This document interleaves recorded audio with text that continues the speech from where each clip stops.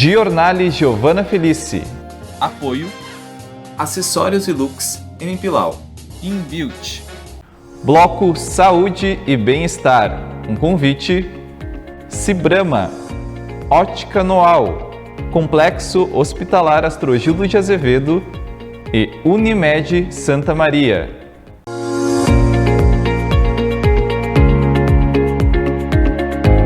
Voltamos com o Giornale. O Bloco Saúde e Bem-Estar de hoje aborda questões pertinentes à área da pneumologia, contando com a relevância médica do Dr. Rogério Luiz Fabra, médico pneumologista formado em medicina pela Fundação Faculdade Federal de Ciências Médicas de Porto Alegre, atual Universidade Federal de Ciências da Saúde de Porto Alegre, especialista em pneumologia e terapia intensiva e diretor técnico da Unimed Santa Maria. Ilustre presença em nossos estúdios, seja muito bem-vindo, doutor Rogério Luiz Fabra. Eu que agradeço o convite, muito obrigado para poder dialogar contigo e com a comunidade de Santa Maria. Obrigada. Doutor, em relação às consequências e as sequelas deixadas pela Covid-19, além das consequências orgânicas, temos as sequelas psicológicas. Fale-nos sobre essa realidade. Ainda bem que agora estamos num momento em que começamos novamente a diminuir os casos. Essa pergunta é muito pertinente porque as pessoas ficaram 2 anos em casa. Exato. Uns com a sua facilidade do seu emprego, de poder trabalhar de uma forma online, de uma forma remota, e outros, eventualmente, por uma necessidade de doenças orgânicas. Imunossuprimidos, pessoas com comorbidades que pegando essa doença seria muito mais grave. Certo. Mas o mais importante disso aí, Giovana, é considerar que agora as pessoas estão voltando para a nossa normalidade. E estão tendo N problemas psicológicos, de ansiedade, com dificuldade de voltar para a comunidade.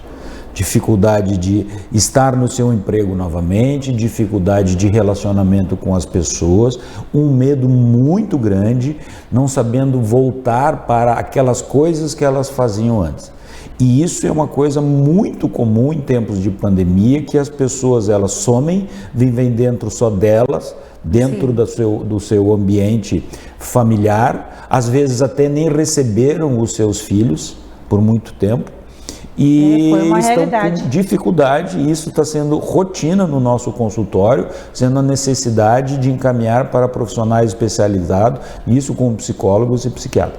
É muito grande isso que está acontecendo. Esse temor, esse medo das pessoas voltarem para a normalidade. Aí eu acho que pesam 2 situações. O voltar para fazer aquilo que fizeram a vida inteira e esqueceram, ficaram com medo.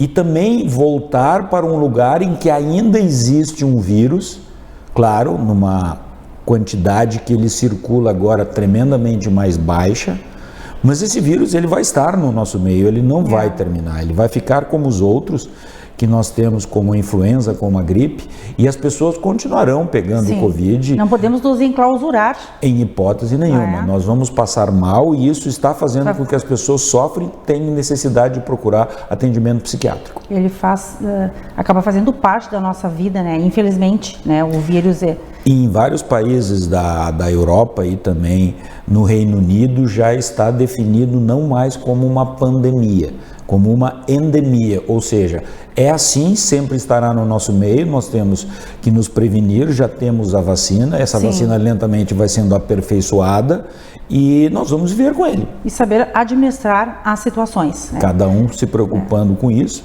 e esperamos que ele fique mesmo longe, né? É, muito longe, não é, doutora? Mas importante é a consciência do paciente em reconhecer que ele precisa de ajuda especializada para ter uma qualidade de vida melhor, né? Porque acaba refletindo nas demais pessoas, né, da família, nos demais familiares. Então todos ficam doentes, né? Esse atendimento psicológico é fundamental. Mesmo aqueles que tiveram o Covid e passaram, eles ficam com algumas síndromes, com sintomas que podem durar semanas e meses, mas eles não têm mais a doença e eles não ficaram com sequela, não ficaram com cicatriz pulmonar ou outra cicatriz, mas eles ficam com muitos sintomas que não têm nenhuma relação com a doença, que a gente chama de Covid longo ou pós-Covid, e isso também faz com que eles fiquem assim, de uma forma, de uma ansiedade grande por ter tido, com medo de ter novamente, de passar todas essas coisas que eles passaram, apesar de ter sido atualmente agora uma doença bem mais leve com as pessoas que fizeram a vacinação. Mas aqueles que ficaram em casa estão sofrendo muito para voltar para a comunidade. Sofrendo muito, isso é muito triste, né? Então fica aí o seu alerta, né, de que as pessoas precisam procurar ajuda. Fundamental sair, voltar para a sua academia, voltar para o seu ambiente onde está, voltar para as suas amizades. O ser humano é feito para estar com pessoas, ele não deve ficar sozinho. Isolado. Quando a gente fica isolado, com certeza nós vamos ter algum certo de doença mental. Sim, é preciso convivência. Né? Certíssimo. Doutor, continuando o assunto sobre doenças infecciosas, nós estamos nos aproximando das estações frias, né? Está chegando aí o outono e inverno, e com essas estações, patologias que são bem propícias.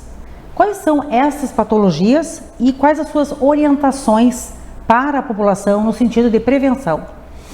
Todos os anos, quando a gente vai acabando o verão, e agora para nós já acabou, já estamos no outono, nessa mudança climática, automaticamente nós temos vírus que começam a circular.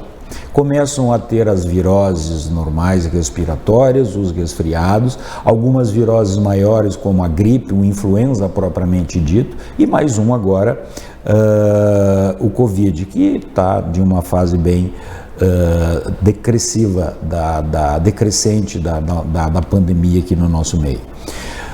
Nesse período, com a mudança climática, Giovana, a gente começa a ter uma doença respiratória crônica que estava estável desde dezembro, janeiro, fevereiro até às vezes março, e a partir de agora com a oscilação climática isso é um motivo de gatilho, de exacerbação. Tanto que a gente consegue muitas vezes diminuir os medicamentos dessas doenças, como rinite, como asma, como bronquite, como enfisema, como as doenças alérgicas respiratórias que agora começam. E então, com a parada do medicamento no verão, que muitas a gente consegue parar, e com a mudança do clima tem exacerbação desses sintomas novamente, o que faz com que a gente tenha que voltar a tratar novamente, preventivamente, como a gente vai fazer no outono, no inverno e na primavera. Essas doenças, sem dúvida nenhuma, são as viroses respiratórias, os resfriados, que são causados por vários vírus, o próprio influenza, que agora o governo leva, dentro de alguns dias, aí algumas semanas, começar a vacinação em massa da gripe, e quem tem rinite piora, quem tem asma piora, ou seja, voltamos a ter os sintomas e temos que tratar novamente. Então, essas doenças respiratórias, elas potencializam, né? E é importante, então, todas as precauções e proteger-se através das suas orientações para, então, passar a estação fria, né? Atravessar o frio com saúde e tranquilidade, não é, doutor? Nós temos uma experiência boa agora nos últimos 2 anos e que acredito que veio para ficar em determinados momentos e para determinadas pessoas, que é o uso da máscara. O que nós observamos nesses últimos 2 anos, 2 anos e alguns meses, é que sumiram todos os outros vírus que normalmente nós tínhamos. Na era pré-Covid, todo mundo tinha durante o ano um resfriado, 2 resfriados, uma dor de garganta mais forte, ficava gripado 2, 3 vezes por ano. E isso agora mudou, de tal forma que o que a gente está tendo de explicação é que nós estamos usando a máscara. Como são vírus, além de proteger contra o Covid, também protege com todos os outros vírus.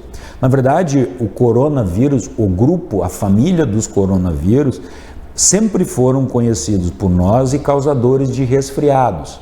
dentre outros, rinovírus, vírus sincicial respiratórios, adenovírus, vários nomes, mas a família dos coronavírus sempre existiu para nós, só que eles eram vírus sem nenhuma repercussão clínica importante. Só um resfriado de 2, 3 dias e nós estávamos bem. Sim. Tanto que a gente nem procurava saber qual era o vírus. Realmente. Simplesmente a gente diz, um quadro viral que vai durar alguns dias e vai ficar bom. E de uma hora para outra eles se modificaram e daí o vírus se modificou e daí causando essa doença pulmonar mais grave. Na verdade, uma doença de todo o organismo, especificamente do pulmão. Então, a máscara protege a contaminação do vírus, Covid, influenza e todos os outros vírus respiratórios.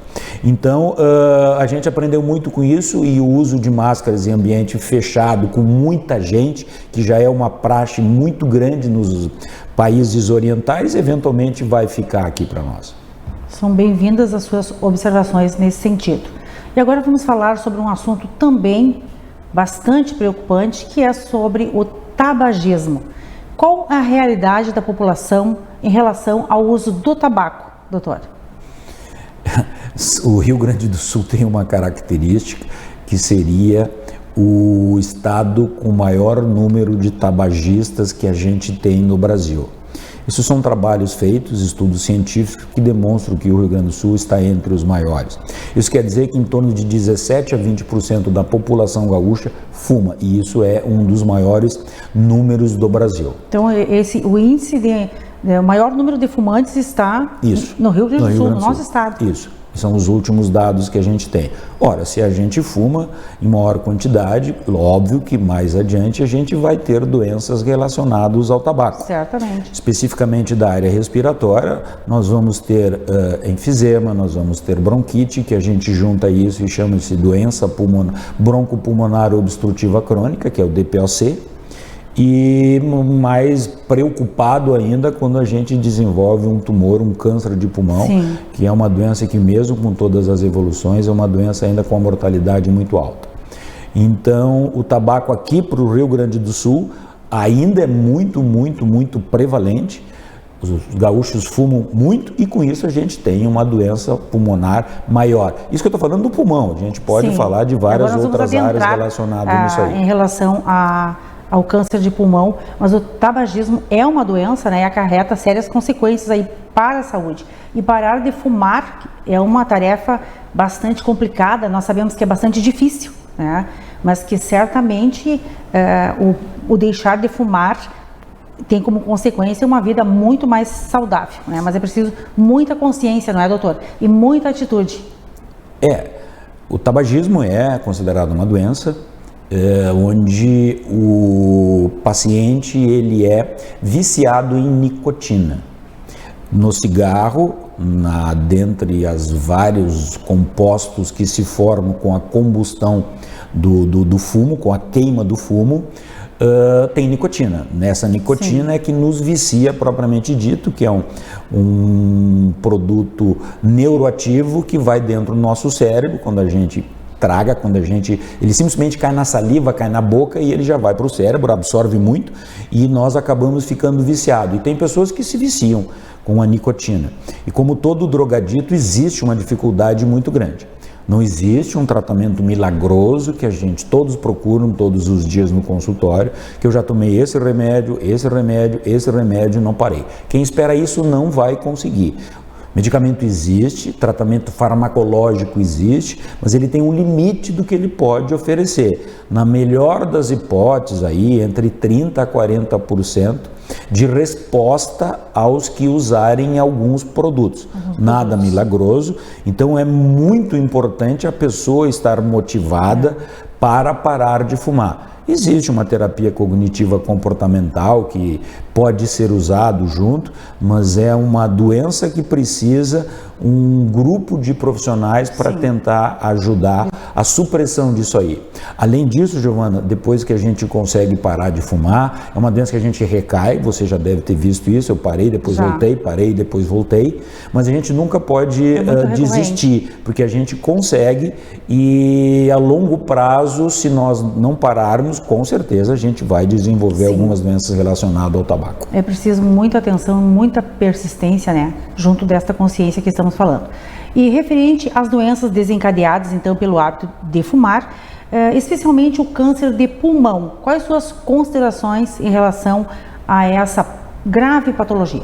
É uma doença muito temível para todos quando se fala em câncer, e pulmão mais ainda, porque ele tem a incidência crescente, mais no sexo feminino do que o sexo masculino. A curva de crescimento do sexo feminino é maior do que o sexo masculino.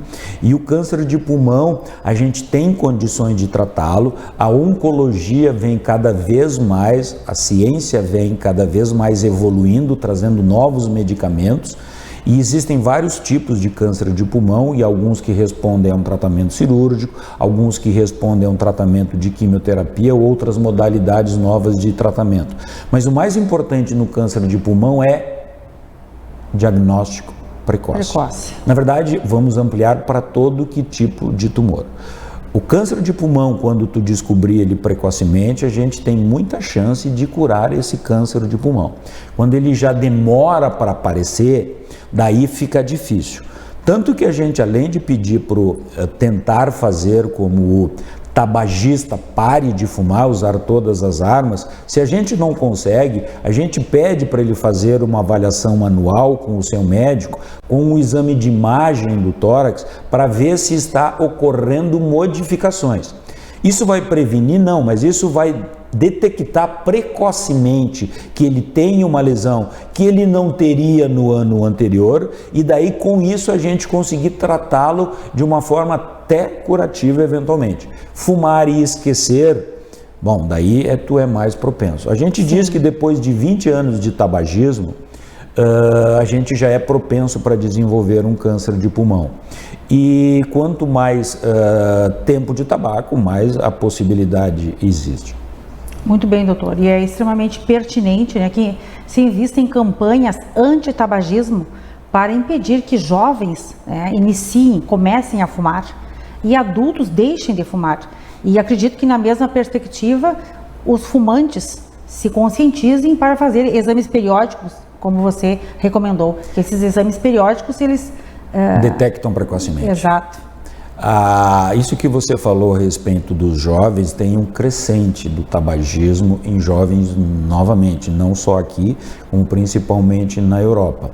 E com a tentativa de bloquear isso, a própria indústria do tabaco, que é uma indústria tremendamente poderosa, e está lidando com um produto que vicia as pessoas ficam viciadas em nicotina, porque elas usam nicotina quando elas estão tristes, quando elas estão felizes, quando elas estão ansiosas, quando ela toma um cafezinho, quando ela toma uma cerveja, quando ela está entre amigos, quando ela ficou deprimida, sempre fuma. Né? Sempre tem um motivo e as pessoas se sentem bem fumando. Sozinha ou acompanhada? Não importa, elas fumam de qualquer jeito. Então nós temos um crescente isso em adolescentes. E para tentar modificar isso aí, surgiram, é importante lembrar, os cigarros eletrônicos, que na verdade mais prejudicam do que o outro, porque eles botam um produto oleoso para ter um certo gosto, que é um óleo, e eles inalam aquilo e aquilo entra nos pulmões e é muito grave. Recentemente, uma dupla sertaneja aí teve uma doença pulmonar semelhante a isso porque usava esses cigarros eletrônicos. Mas assim, independente disso, um ou outro, o tabagismo é problemático. E quanto mais velho for, a perspectiva de desenvolver uma doença relacionada ao tabaco, e especificamente o câncer de pulmão, temível, causando vários problemas, difícil o tratamento, cirurgias grandes, muitas vezes já diagnosticado, já avançado, com metástases, ou seja, raízes por outros órgãos do corpo, e daí as pessoas sofrem muito porque é uma doença já com perspectiva diminuída de cura. Nada impossível, mas com mais difícil o tratamento. Sim. Não fume, que a perspectiva de ter câncer primário de pulmão é quase zero. Ou seja, 99,9% das pessoas que têm câncer de pulmão são fumantes. Existem outros fatores, como trabalhar em ambientes onde a gente pode inalar certas substâncias que podem produzir o câncer, mas a grande maioria que é importante É exatamente isto dessa forma. Fumar. Mas veja bem, eu estou falando no tumor que começou no pulmão. Primário, não estou falando aquele que começou em outra parte do corpo órgãos. E acabou dando uma metástase, uma raiz para dentro do pulmão. Ficou muito bem compreendido. E é um assunto muito preocupante que merece a atenção, né, que precisa ser divulgado. Doutor, teríamos muito mais a falar sobre esse assunto. Já fica o convite para você retornar ao jornal. Eu quero agradecer grandiosamente as suas considerações, as suas informações significativas referentes à sua área de atuação, que é a pneumologia. E foi um imenso prazer recebê-lo aqui e o programa, claro, continua à sua disposição. Agradeço o convite e muito obrigado por estar aqui conversando com você. Eu que agradeço. E no último bloco do programa, a participação dos artistas Gisele Guimarães e Rodrigo Pinheiro. Não saia daí, o jornal continua imperdível.